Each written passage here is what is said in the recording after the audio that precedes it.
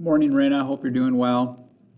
Just saw that you resubmitted your study guide. Hopefully you're able to look through some of the comments and suggestions that I made for you. Your test is in your classroom, at least part of it. And if you would like to take this part of the test when you're ready, that would be great. I'm also going to add a part to the test. Let me see if it is opened up right here. No, it is not. So there's a second part that people in class completed on a piece of paper.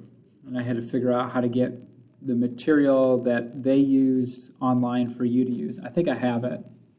So I'm going to add some material and then create an assignment that you need to turn in. That'll be a part of the test as well. It might be best if I just make it as an assignment. That way you can turn it in. So there will be two parts to your test.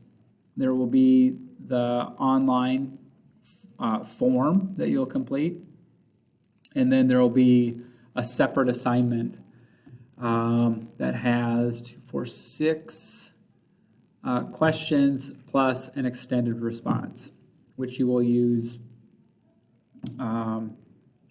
some documents to help you work through that. So I hope that makes sense. I think it does. And if you could,